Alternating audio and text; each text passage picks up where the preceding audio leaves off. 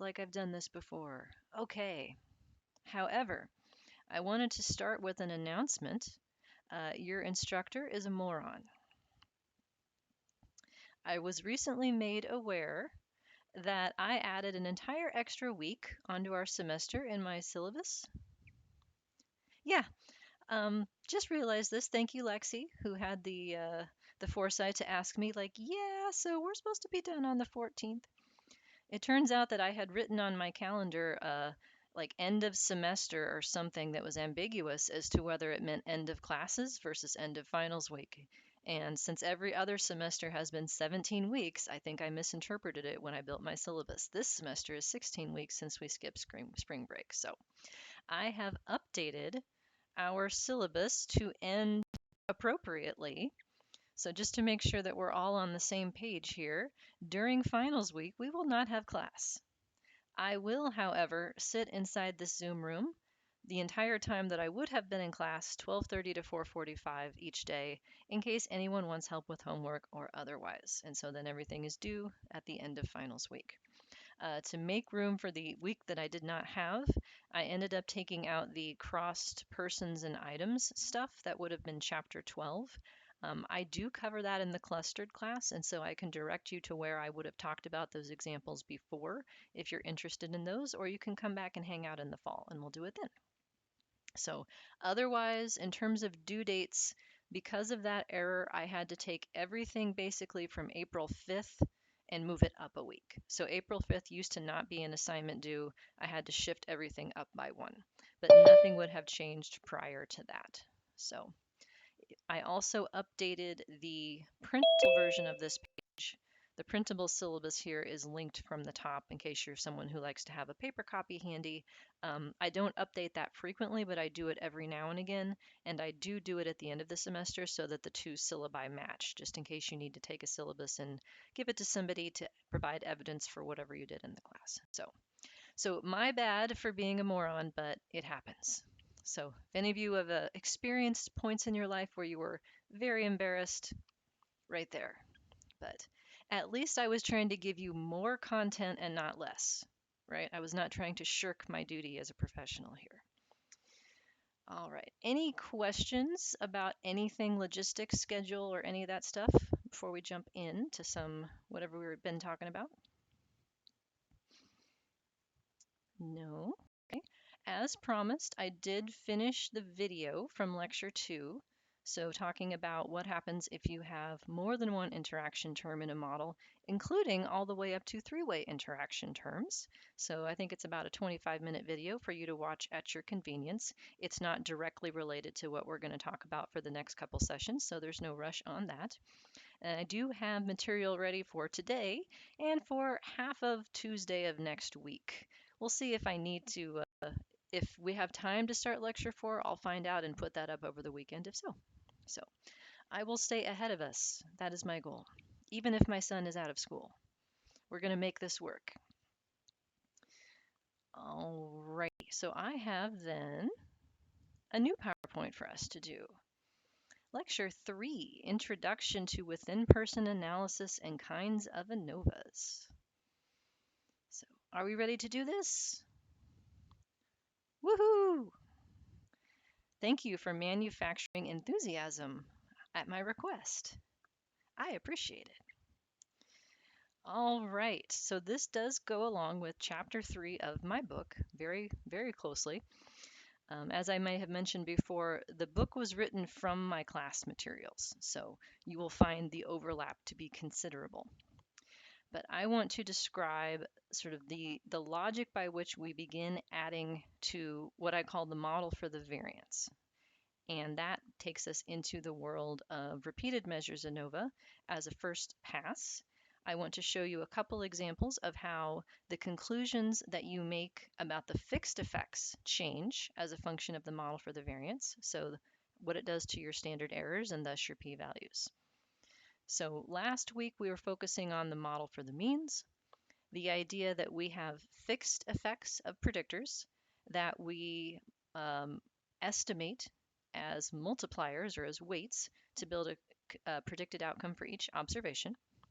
And what we're focusing now this session, as well as subsequent sessions, is the E thing out here.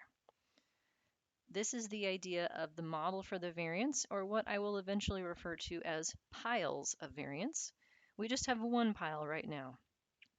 So in the GLM, for example, which is appropriate for analysis of cases that are independent, so one case per person, or people are not nested or clustered or anything like that, we assume that E is supposed to be normally distributed across observations, supposed to have constant variance across predictors and predicted outcomes, and it's supposed to be independent. So for now, the first two are still the case. E is going to be normal, and it's going to have constant variance for most of what I'm going to talk about. It's the independent part that's going to change. All right, is my internet okay? Are we okay? All right, no, it's not okay? You're going in and out a bit. In and out, okay. I get the "your internet is unstable" message of death here. So let me know if you need me to repeat something or to slow down to catch up with the internet. That's what happens when everyone is streaming at the same time, I think, at my house. All You're right. good now. Hmm? Good You're now? good now. Good Yep. now. Okay. All right. So just a little bit of reminder, we're going to be focusing on variances and covariances, and these are terms that I'm sure you're familiar with, and I just wanted to remind you that you're familiar with them. So the idea of variance is dispersion. It's square root, standard deviation, how far off from the mean. In addition to worrying about the variance of our E's, our residuals, we're also going to be worrying about their covariance. So how the E's from different observations go together. Covariance is generally expressed in a more interpretable metric that's correlation, which is a standardized version of covariance. But in the models that we're going to focus on, we specify them in terms of what they predict about the variance across persons and across occasions, as well as the covariance. So covariance is going to be a big part of the story. So we looked at this slide last time. The idea of having an empty model, and more specifically an empty means model, meaning that we have no predictors. And this type of model would be appropriate if we have one observation from each person. So in terms of notation, it's Y sub I only per individual, and E sub I only for the same reason. We're going to change notation to talk about how we would describe an outcome that is sampled both over persons and over occasions simultaneously. So if I were starting from this sort of idea, but buried within this distribution that's cross-sectional, I actually have longitudinal data instead. So let's say that I pull cross-sections out of this for 3 different people, each measured for 5 occasions. And so I've got a blue person, a yellow person, and a purple person. So rather than talking about Y sub I, which is Y per person, I have Y sub TI, which is per time, per occasion, and per person.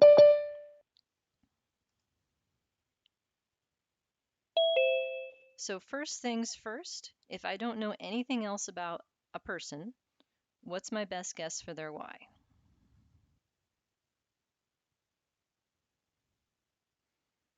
The mean! Exclamation point. Yes. So that is still the case. But when it comes to longitudinal data, I do know something because I know which person a given observation came from. So rather than starting with a naive guess as to the grand mean, I could make a better naive guess by starting from a person's mean. And so this idea that my best naive guess starts from a person's individual mean is going to become what we're eventually going to call a random intercept. So the term fixed means everybody gets the same. The sample has one grand mean, for instance. The term random means everybody gets their own. And so each person has their own mean. So what we're talking about is a decomposition of the total variance in an outcome. So no predictors yet. So we're talking just total original variance And we're talking about splitting it into two different sources, or two piles, as I would say. So first, if we start with the grand mean for the whole sample, which is given by this red line, you'll notice that some people have a mean for their data that is higher, like the blue person. Some people are lower, like the yellow's a little lower and purple's a little lower. So one of the sources of variability in longitudinal data is around those person means. Why is it that some people are higher on average or lower on average? Well, I don't know. That's between person variance or inter-individual differences. After we factor that in, relative to one's own mean, you can be higher or lower at a given occasion as well. And so that additional variability within a person around their own mean, after controlling for which person it is, that idea is within person variance or intra-individual variation, and that's the unique part that only a longitudinal design can get you. So all studies that have more than one person in them start out as a cross-sectional study that can inform between person differences. Only longitudinal studies add this extra within part.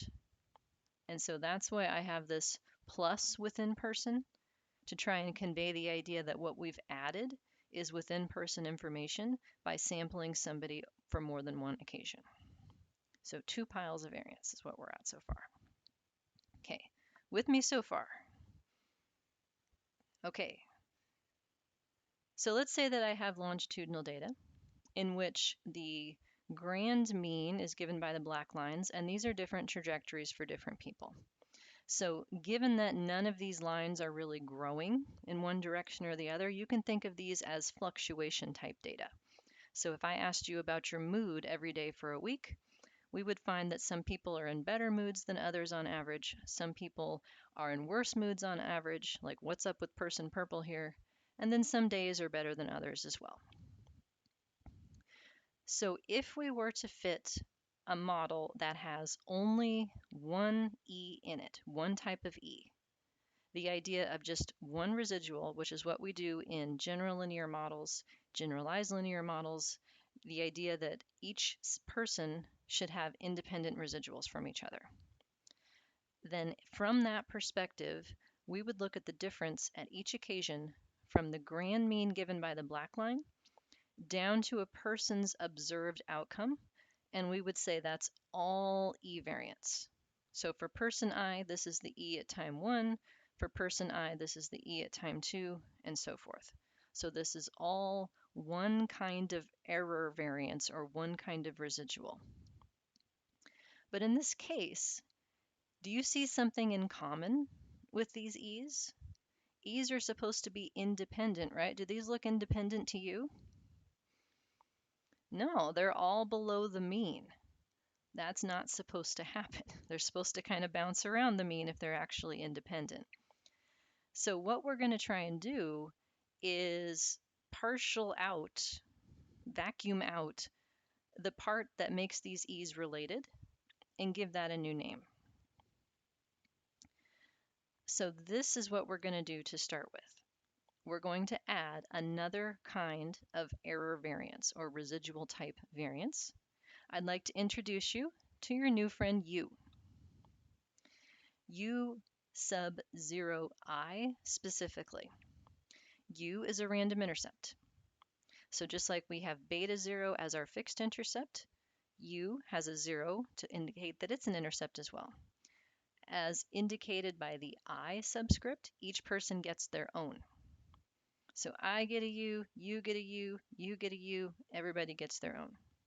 So for this purple person, their U is going to get them from the grand mean down to their mean, which is given by this dotted line here. So because they are below the sample average, their U is going to be negative. If they were above the sample average, their U would be positive. So U gets you from the sample mean down to your mean. From there, E takes what's left. So the total variability, say at time 1, is partly because this purple person is below average all the time, and partly because on day 1 they were below their own average.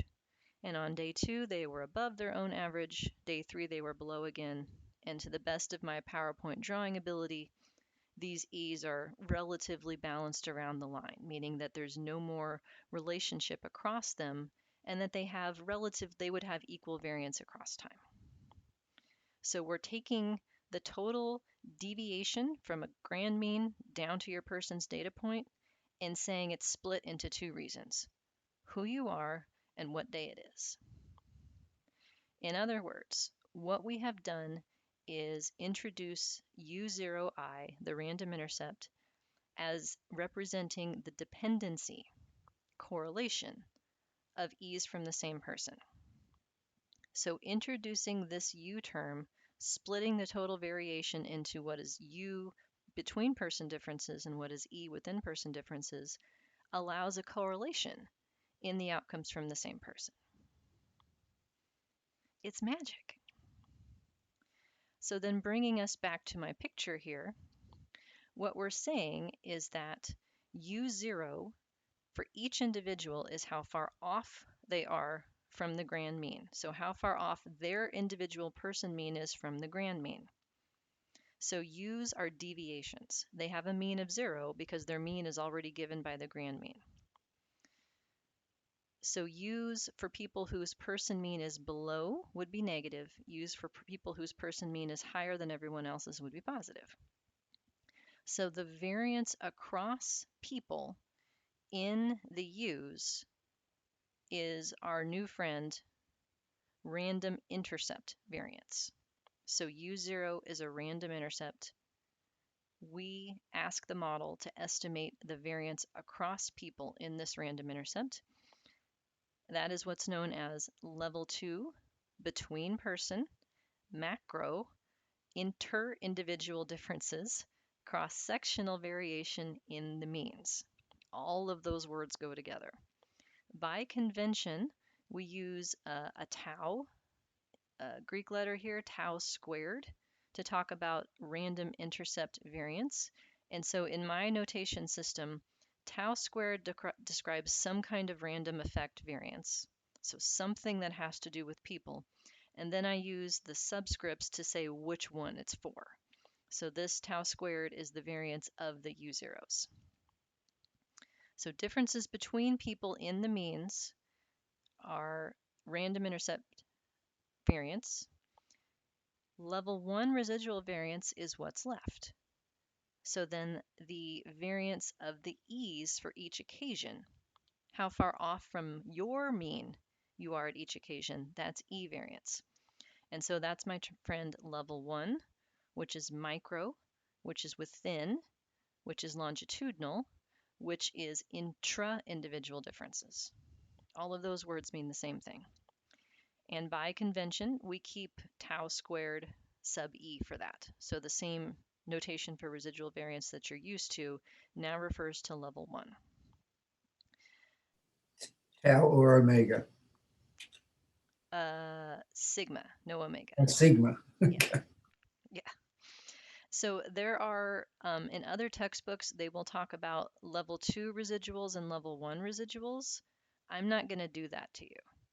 I am going to maintain a consistent set of vocabulary. Level 1 variance is residual variance. Level 2 variance is random something. So far, we only have random intercepts, but in a couple classes, we may also have random slopes, which is the idea that each person can have their own effect of a predictor. So fixed means everybody gets the same, random means everybody gets their own. Okay, how we doing? Okay, so 2 piles. That's the idea here. So if someone were to ask, well, what's the R square of this model? Like, how much variance have you explained?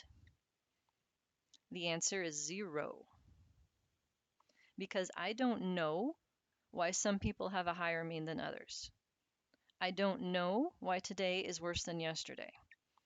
These are all errors in the sense that I don't know. So our job here is not to explain variance with predictors so far. It's just to figure out how much of each kind we have. Of the total variance, how much of it is level 2, person mean differences, random intercept, how much of it is level 1, within person variance over time. So in equation style then, we're talking about the difference between the top model, which is an empty means model for cross-sectional data, where it's one outcome per person, versus the bottom, which is an empty means model for longitudinal data that adds the within person component. So Y sub I versus YTI, likewise E sub I versus ETI. So TI means per time per individual. They both have the same beta 0. They both have the same fixed intercept that everybody gets. It is a constant. It's the grand mean. The bottom model, though, takes what we used to just call E and splits it. So part of it is U sub 0, part of it is E. So then the way to think about this bottom equation here is our best guess for a person's score starts with the grand mean. There's a slight difference in definition, though, that you have to attach to that because of this U0. This is the mean of the person means. So the idea of grand mean is like you just dump all the data in a pile and find the mean. Beta 0 is the mean of the person means. So those will not be the same number to the extent that people have different numbers of observations contributing. So this is the mean of the person means. Then U0 is how far off your person mean is. So beta 0 plus U0 gets you to your mean. Then from there, how far off you are today is E.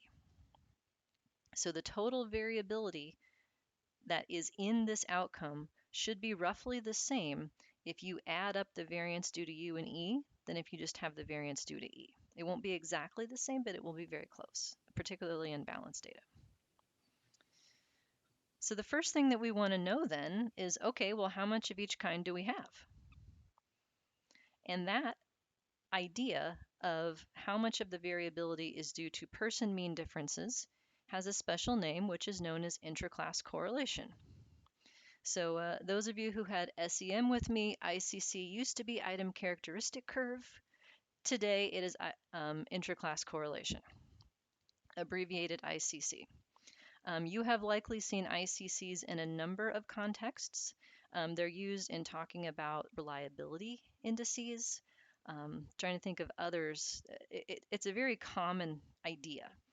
What it is sort of generically is a proportion of variance. It's something out of a total. In this particular context, I've written it 3 different ways. It is the idea of the total variability in an outcome, how much is due to level 2 between person mean differences as captured by the variance of the U0 random intercepts relative to the total. Between plus within gets you total. So this intraclass correlation, the lowest that it could possibly be is 0. The intraclass correlation would be 0 if there are no between person differences. The highest that it could be, any guesses? Yeah, this is a finger question. Yeah, 1. It could be all between person differences. And that could happen if you measured somebody longitudinally, a sample of people, but they gave you the same answer every single time. That can happen. True story. The very first times that I taught this type of class, I did it in a project-based way. I was a postdoc at Penn State, and I had a student who was going to analyze his dissertation data, like while this class was happening. That's what he was there to do. And their very first assignment was to make some pictures, run some descriptive statistics, and get me an interclass correlation. And it was like 0.9999999. So I asked to meet with him. And I explained the situation that he thinks he was going to be the first person in his field to do this longitudinal research project. And I had to tell him, actually, no, you're not. You do not have longitudinal data. I know you asked them the same question at multiple occasions, but they told you the same thing. So if you picture like these sorts of, back to this picture again, it would be like straight lines that just differ in where they are. No variance around the lines whatsoever. Same score.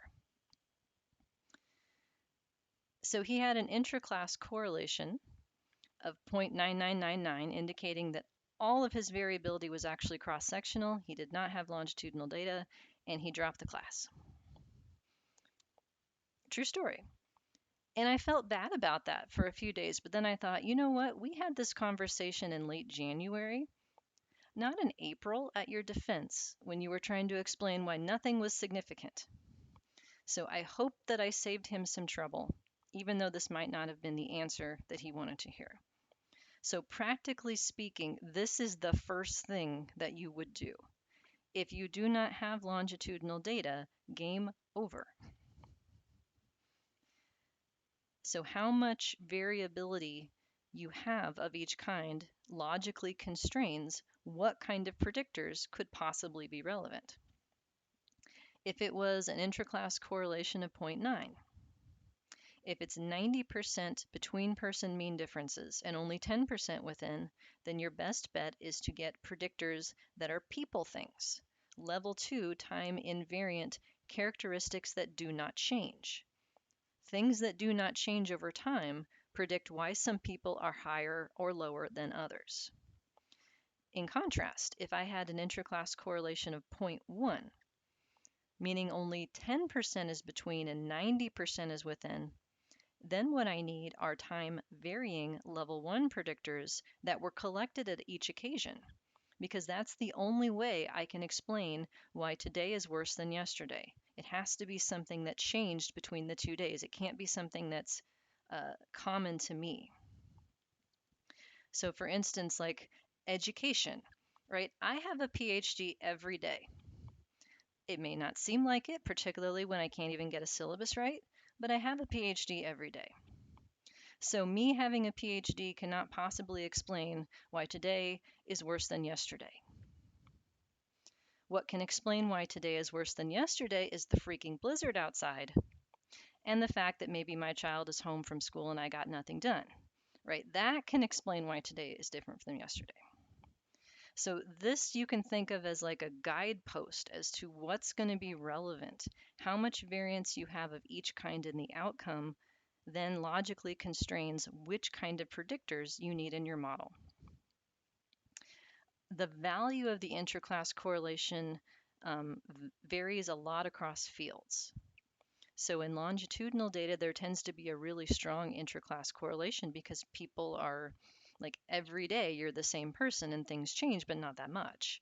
Whereas in the context, say, of clustered data, people from the same group, like children from the same school, a large interclass correlation in that context would be like 0.1, 10% or something. So there's no like right or wrong or good or bad other than 0 or 1. If it's 1, you don't have longitudinal data. If it's 0, though, that just means you don't have cross-sectional mean differences. You still have a bunch of other longitudinal things you can look for. So that 0 is not bad, but 1 is bad if you're trying to have a longitudinal study. Okay, with me so far? Questions?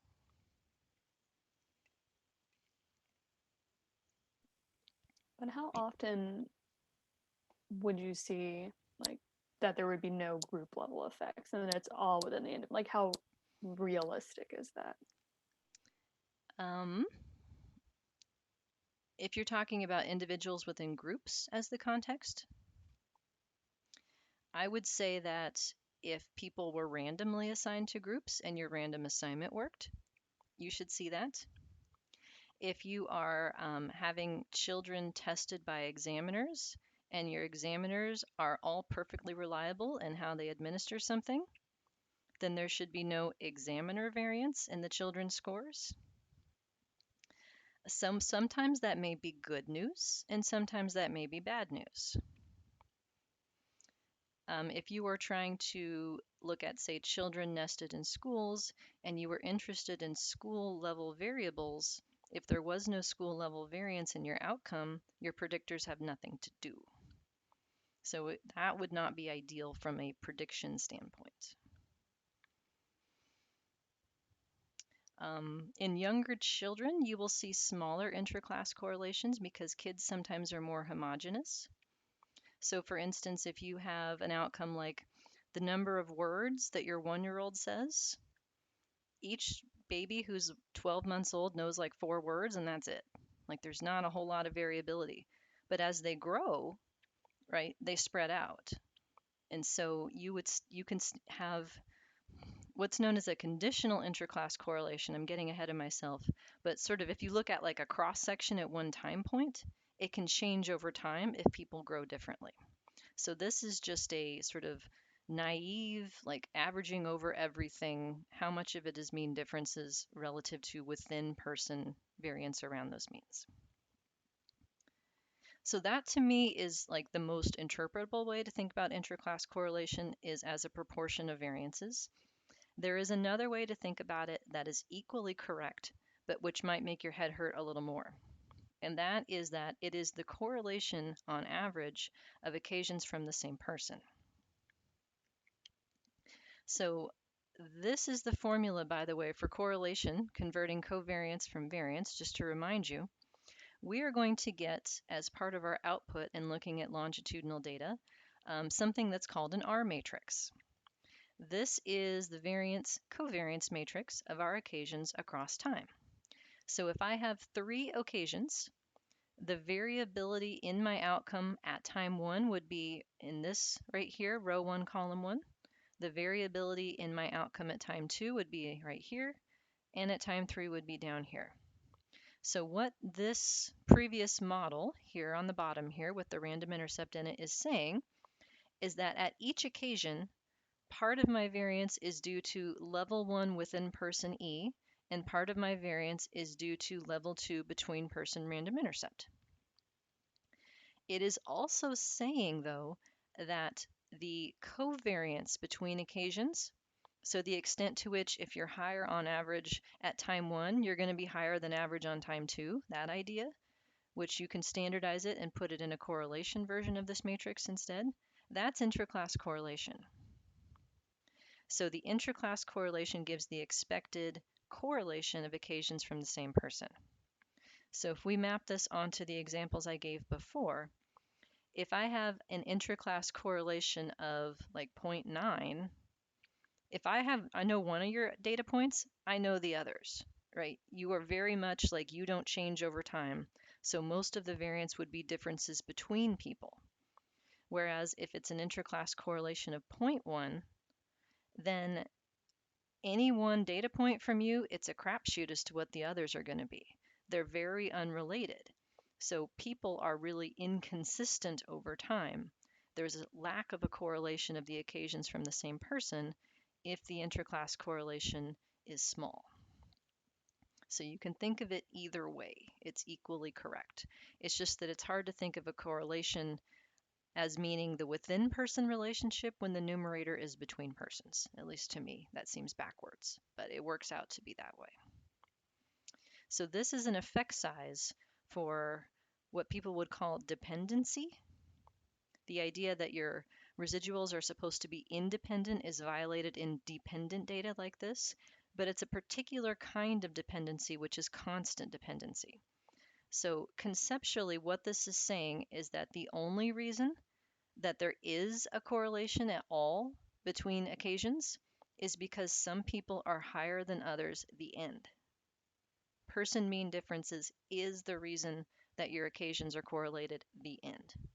And once you control for that, your E's are supposed to be independent with constant variance and normal, but that's a different class. All right, questions? All right, so intraclass correlation.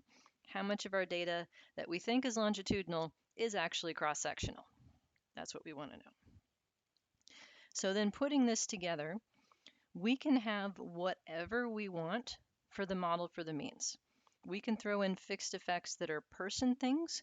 We can throw in fixed effects of variables that are measured over time.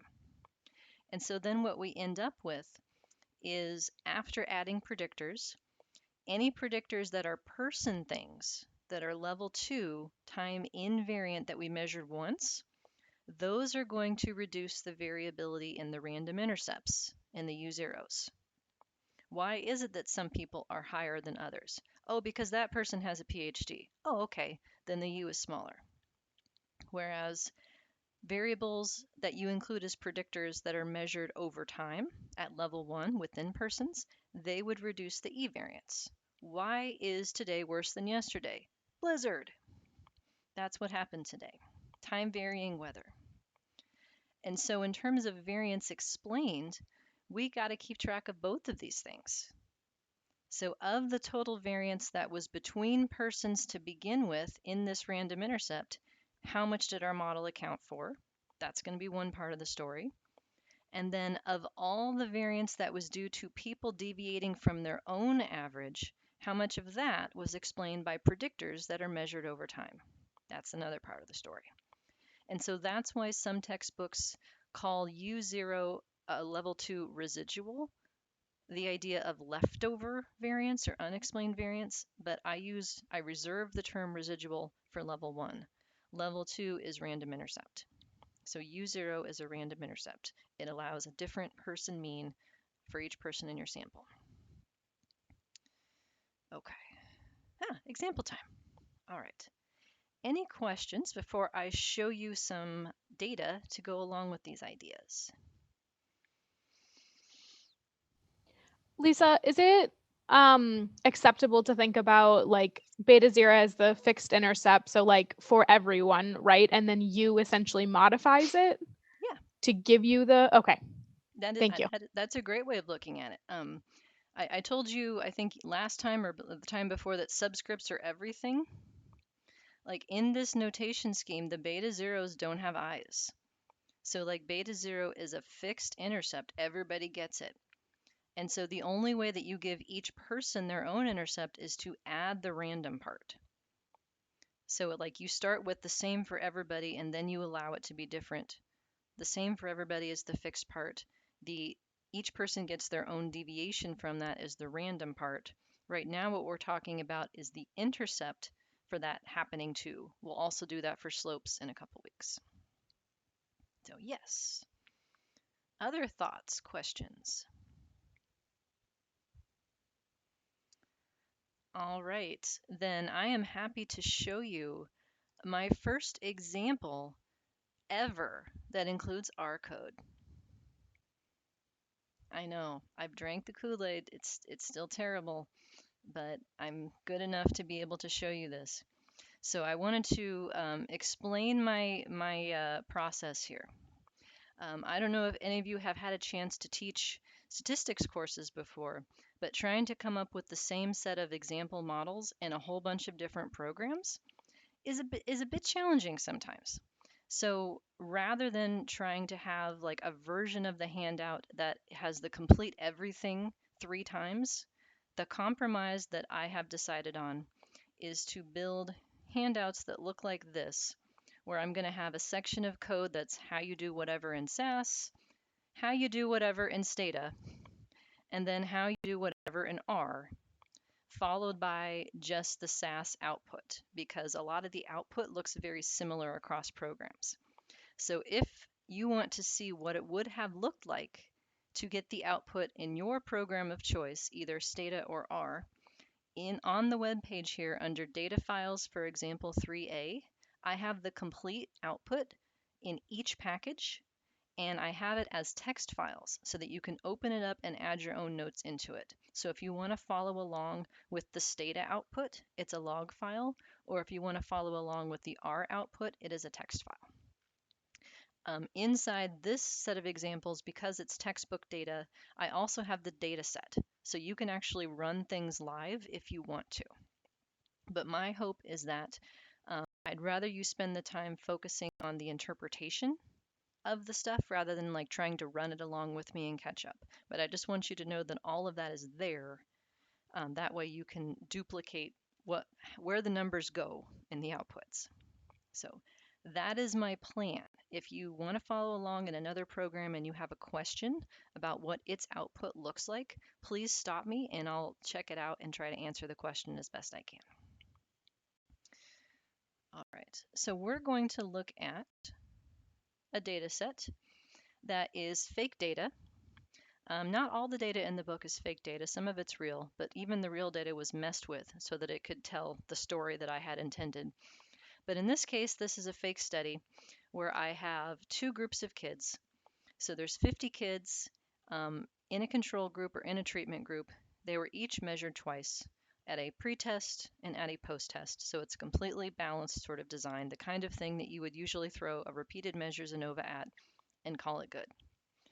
So the way that I've coded these predictor variables is that I'm going to make control the reference relative to treatment, and I'm going to make pretest the reference relative to post-test. And so I've put in red the numbers that are going to show up as fixed effects model parameters, but then I have the model implied other simple effects in the boxes here. So this is just sort of our anchor for like what the model is going to predict. What I want to focus on though is how the story behind these predictions changes if we build into the model for a variance a correlation between outcomes of the same person by adding a random intercept versus if we don't. That's the story. All right, so this is example 3A. I have syntax for importing the data and manipulating it because one of the things that you may find yourself having to do is to stack the data. Do you remember talking about wide versus stacked data structures in the introductory? Wide data is how your analysis would be required for repeated measures ANOVA, where it's one row per person and each occasion is a separate column. For these programs, you have to take each row and transpose it. So that process I refer to as stacking or going from wide to long. And so I had to read in the data in wide format and write code to do that data transformation to get it into a one row per occasion per person format, long, as needed for this. So in all three of my packages, I'm adopting a convention as first telling the program where my stuff is and then reading in the data. One more time, stacked versus wide. Yes. Let me pull up a picture. I think a picture is worth 1,000 words in this case. 1 second. This is lecture 1.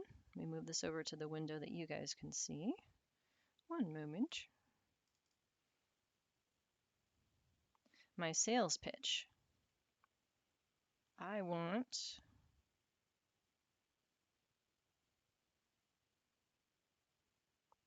this picture.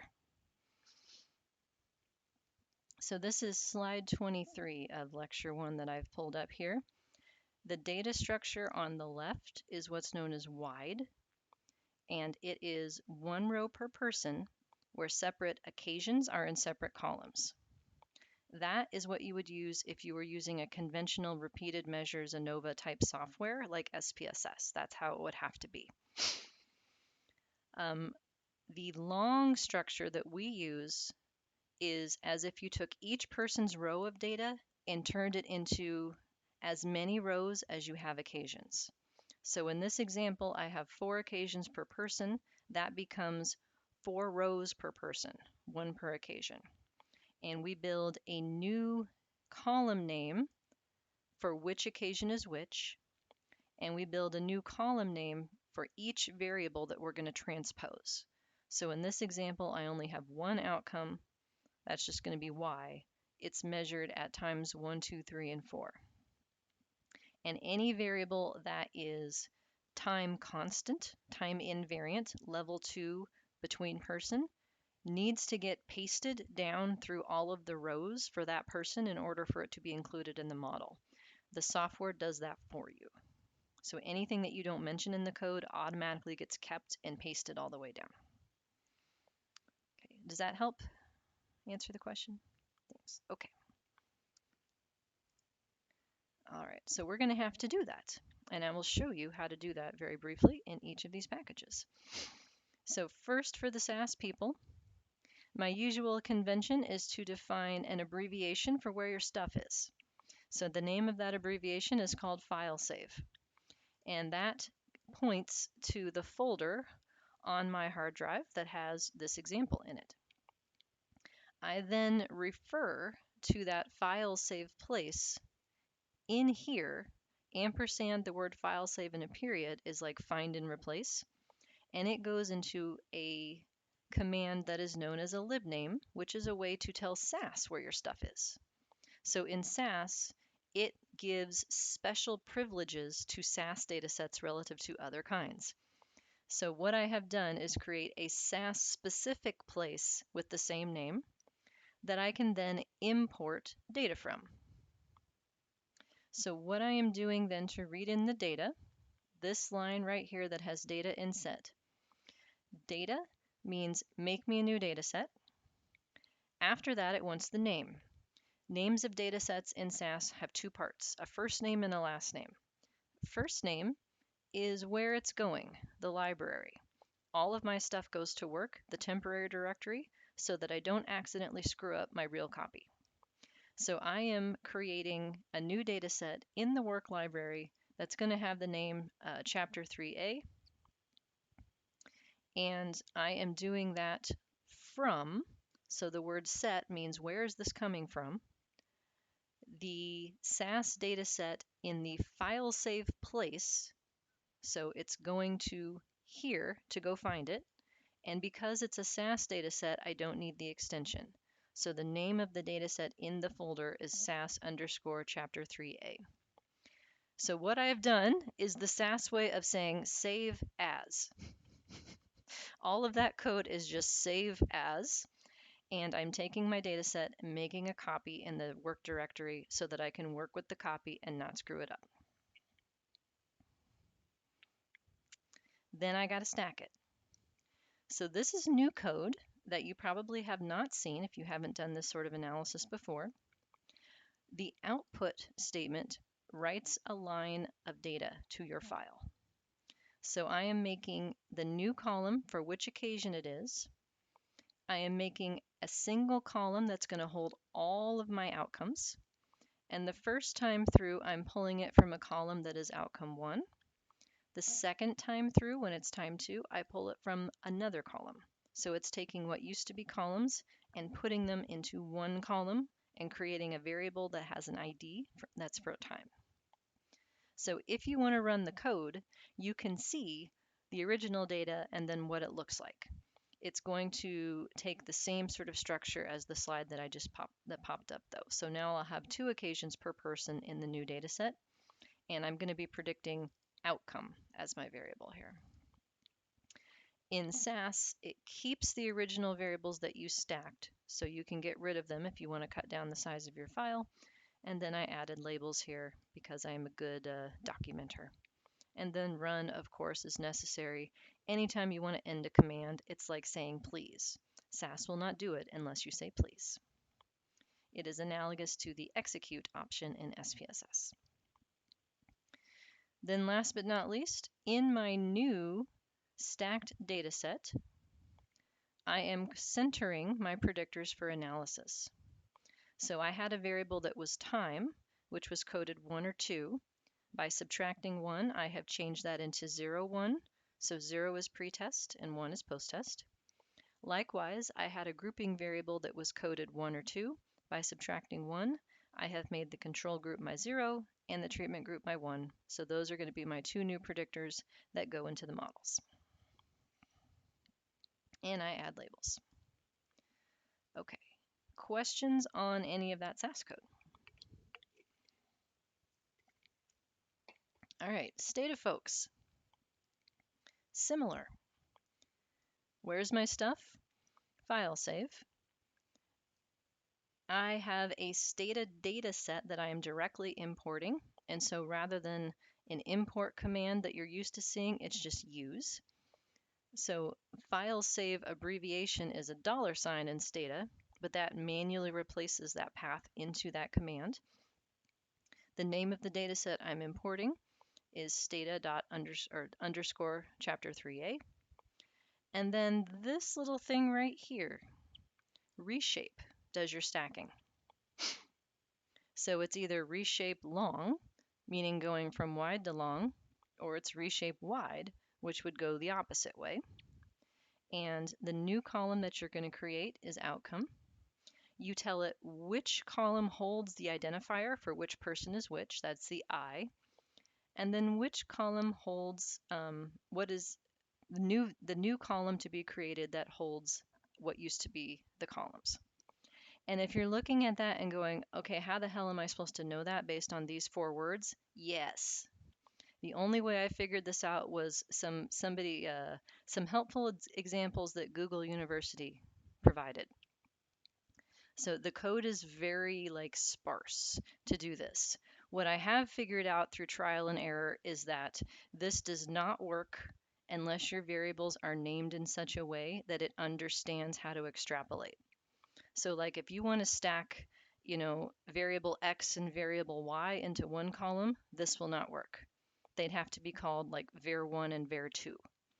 So a numeric suffix is how this thing works. Otherwise, the code would be different and it would be more cumbersome. So we'll see a few more examples of this throughout the semester. This is a simpler case because we only have one outcome to stack, but we may have more than one. And then I throw some labels on there, and then I make my new predictors centered at 1 for each of those, just as just described. Okay.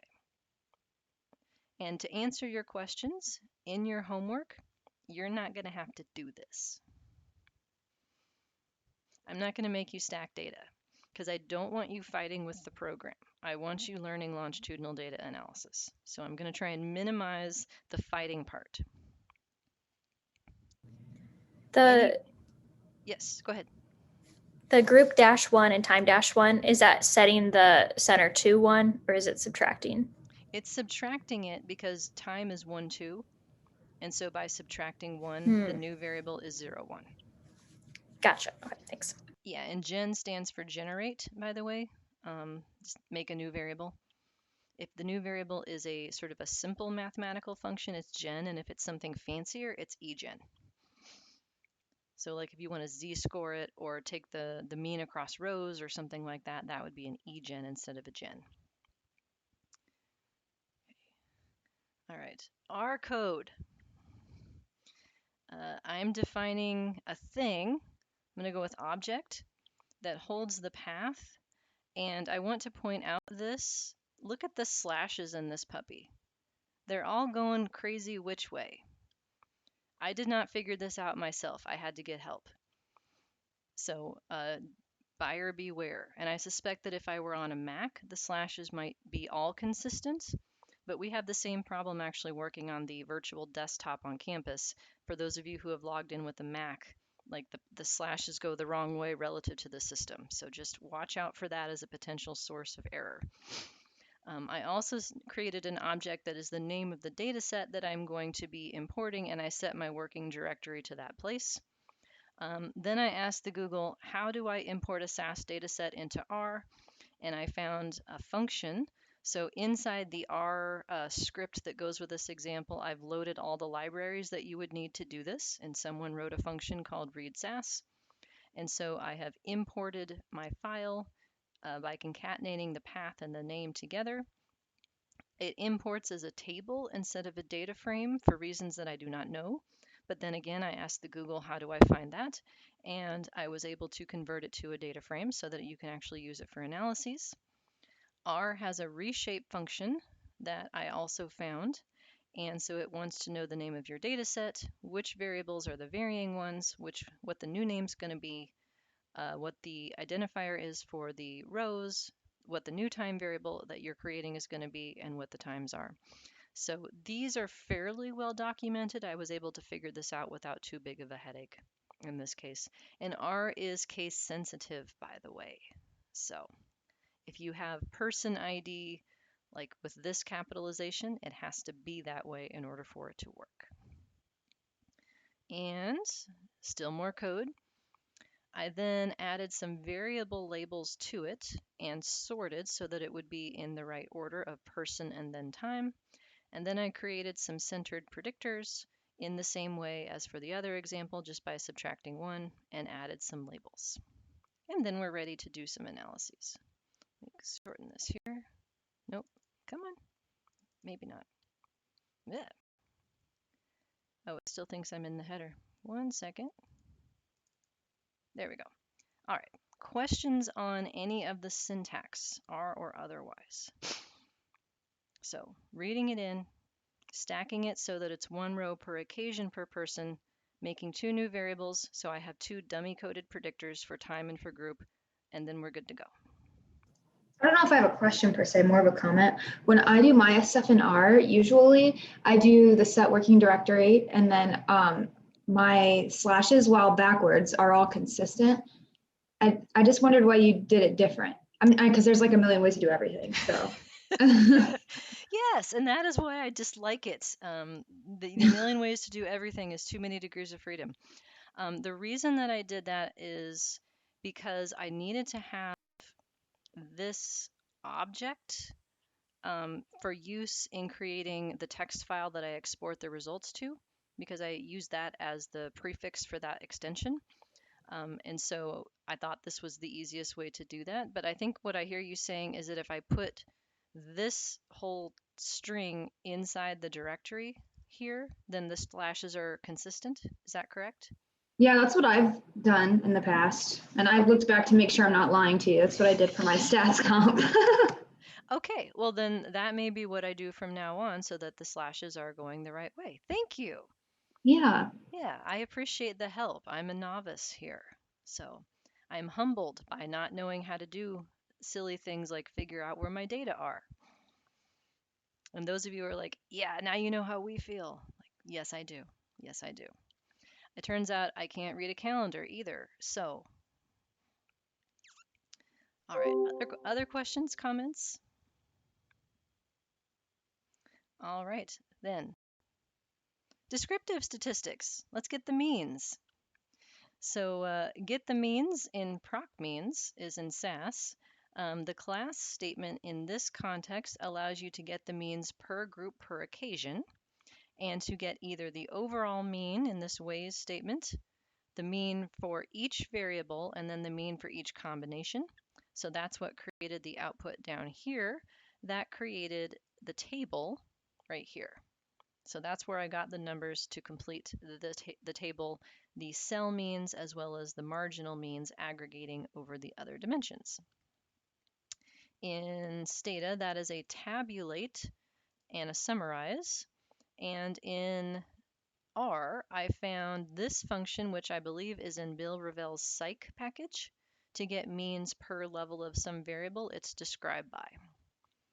So I was able to do that, and I'm sure there's another way to do it too, but this worked. So just to give you a sense of what we're looking at, it looks like we have some growth between pre-test and post-test, and it looks like on average the treatment group is a little higher than the control group, and the pattern of means that we have here is consistent with the idea that what treatment should do is to make you grow more between pre-test and post-test.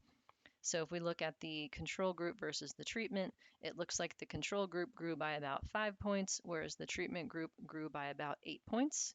And so if I were running this intervention, I would be pleased. But of course, I can't just stare at the means and come to some sort of conclusion. We need some sort of model for the data. So I'm going to show you 4 different models, each combination of empty versus including the predictors as one dimension, and then crossed with whether or not the model for the variance has only an E, so we're pretending that the observations are independent, versus it has both an E and the U0 random intercept that then introduces a correlation between the occasions from the same person. So that is the story. So it looks like some of those models are going to be left for next time. But to start, here is the empty means E only model in Sas. So in case you want to know what the model is, it's right there. just a fixed intercept, just a residual variance. So all of the variance is in one pile at this point, and there's nothing predicting it. So SAS folks, welcome to your new friend Proc Mixed. We are going to use Proc Mixed for absolutely everything throughout this semester. This is it. It's all mixed. Likewise, Stata people, it's all mixed throughout the semester. In R, there's going to be at least 3 or 4 of them that I've found so far. But Proc Mixed, Proc stands for procedure. The structure of this is very similar to Proc GLM, which you would have seen potentially before. In SAS, you need to tell it which data set you're doing something to. So data equals, and then an option for the data set. This is an option that shuts off some of the annoying output. This is an option that turns on standard errors for the variance components. Method equals REML refers to estimation. This is the default, but I always put it in here to make it explicit. Class stands for classification variables. Your variables that are to be treated as ID variables go on here. So person ID is not a predictor in the model, but it is telling SAS how the data are organized, which rows go with the same person. And then time is which outcome is which. Model is y equals and then your x predictors. And in this case, after the equal sign, there's nothing there. That's because this is an empty model. So we're just predicting the y outcome. And after the slash is where options go. You have to have the word solution because by default, it doesn't print the answers. DDFM stands for denominator degrees of freedom. That turns out to be a thing in these models. There's not just one way to do it. In these models, I am using the same sort of denominator degrees of freedom system that is used in ANOVA, where you would have between degrees of freedom and within degrees of freedom, and that's what BW stands for. So that keeps it relatively straightforward. Now, something new that you will not have seen before, the repeated line. That is how you tell it how the observations from the same person are to be structured. So what pattern do you want to tell it to fit to the variances across occasions and their covariances? So the variable that indicates which row is which is time.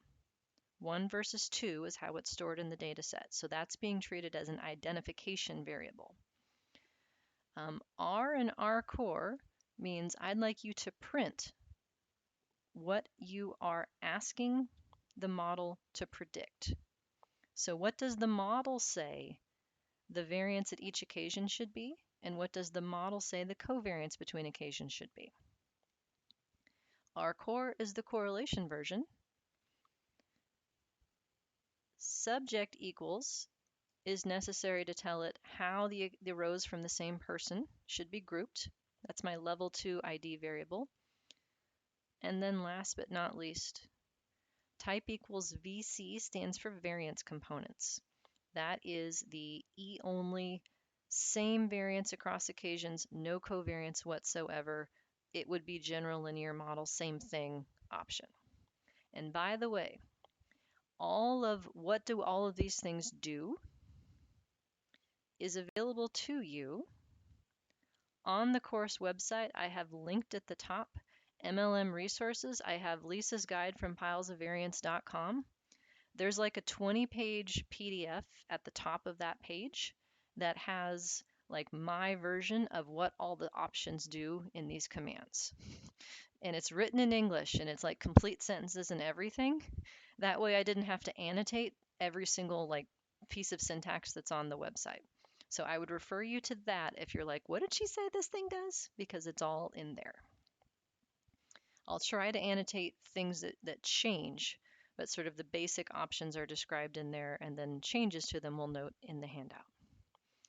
And then run makes it go, and title shuts off this title so that it stops printing that label in the output.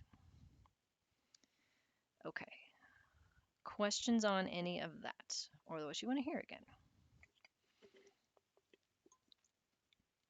Okay, Stata folks. Where we used to say regress, we now say mixed. But the first word after that is the outcome variable.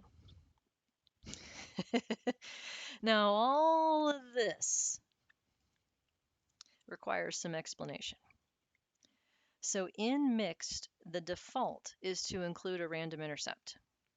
Because I don't want one yet for demonstration purposes, I have to include extra code to shut it off. So this little 3 green slashy thingy, that is a line continuer. So Stata thinks that otherwise, if you return to the next line, that you're done and you're on to the next thing. To instruct it to keep reading across lines, you have to do the 3 slashies. To tell it your nesting structure is this part right here. So it's bar bar. It is the thing that's above the enter key if you hit shift. I think it's bar. Anyone have the proper name for that? Can I go with bar bar? Yeah. Bar bar. Pipe? Is that right? Pipe? I've heard that before, I think, too. No, okay, bar bar or pipe pipe, whatever. And then the ID variable, case sensitive, in Stata everything is lowercase when it got imported in, and a colon, and then nothing. So if we had more than one kind of random intercept, it would go in here. But because I don't want the random intercept, I shut that off with the option no constant. Then the option variance is because in earlier versions of Stata, it would spit out standard deviations instead of variances, and then the output wouldn't match. So that's in here. And then REML, because that's the estimator I want. Then it keeps going, slash, slash, slash. This chunk right here, the residual statement, is analogous to the repeated statement in Sas. So residuals refers to the structure of your R matrix. Independent is the same thing as VC.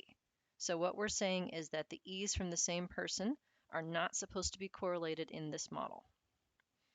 And the structure of the matrix is given by time right here as the ID for which is which. Last but not least, by default, Stata does not give you denominator degrees of freedom at all in mixed. So that used to be the way that it was, period, up until version 14, I think. And starting in version 14, it added options for you to ask for denominator degrees of freedom. So why this matters is that without it, it gives you z's and chi-squares, which are not going to be accurate in small samples. With it, it gives you t's and f's. So to match all of the results across programs, I want t's and f's. And so I'm adding these options. Residual corresponds to just the regular degrees of freedom that you would see like in a regression, which is what this is. And then this DF table says, hey, can you spit those out for me in the results? K, thanks. And then this gives us information criteria, which we haven't talked about yet, but they are AIC and BIC values for those of you who have seen those before, except that you have to tell it what level 2 sample size you need it to use for BIC, otherwise it does something crazy. All right. I know that was a lot, but you'll see this same structure over and over and over again this semester. It will all look the same. So questions on Stata? Okay, R folks, yours is actually, I think, the simplest one. However, it's a different procedure for each thing that we're going to do. So I am naming the results of this output with empty BP for empty between person model. The function I'm using is GLS, which stands for generalized least squares. It wants to know the name of my data set, my method of estimation, which is REML, model, and then it's model equals what your outcome is called, and then tilde1 means, yeah, I'd like a fixed intercept, please. I don't know if that's a default or not, but I put it in to remind myself. And then correlation refers to what correlation you want in your R matrix. Homogeneous variances are predicted by this unless you add another option for that. And then null means no correlation. So that correlation equals null corresponds to residuals are independent, corresponds to type equals VC.